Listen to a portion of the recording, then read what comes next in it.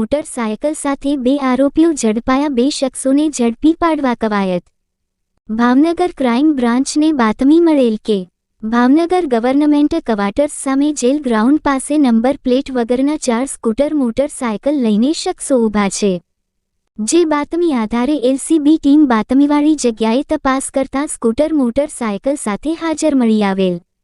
તેની પાસે આધાર પુરાવા કાગળો રજૂ કરવા કહેતા કોઈ સંતોષકારક જવાબ આપેલ નહીં, જેથી આ સ્કૂટર મોટરસાયકલ શક પડતી મિલકત તરીકે તપાસ અર્થે કબજે કરાઈ અને તેઓ બંનેની વધુ કડક પૂછપરછ કરતા તેઓ બંનેએ છેલ્લા 7 દિવસમાં ભાવનગર ઇસ્કોન મોલ રોડ ઉપર આવેલ શેલના પેટ્રોલ પંપ પાસેથી તેમજ એક્સેસ સ્કૂટર અને તેઓ બંનેએ તેમના અન્ય 2 મિત્રો સાથે મળીને કાળિયાબીડ રોડ ઉપરથી સ્પ્લેન્ડર, તેનાથી થોડે આગળની સફેદ કલરનું એક્સેસ સ્કૂટર અને રિંગ રોડ ઉપરથી સુઝુકી કંપનીના બર્ગમેન સ્કૂટરની ચોરી કરેલ હોવાની કબૂલાત કરેલ। આ અંગે તેઓ વિરુદ્ધ કાયદેસર કાર્યવાહી કરી આગળની વધુ તપાસ માટે નીલમબાગ પોલીસ સ્ટેશનમાં સોંપી આપવામાં આવેલ।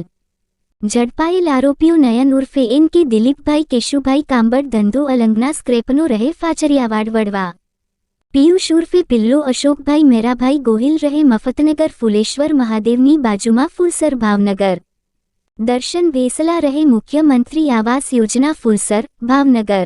કાયદાના સંઘર્ષમાં આવેલ કિશોરા બંનેને ઝડપી પાડવા તજવીજ હાથ ધરાઈ। કુલ 2,30,000નો મુદ્દામાલ જપ્ત કરાયો।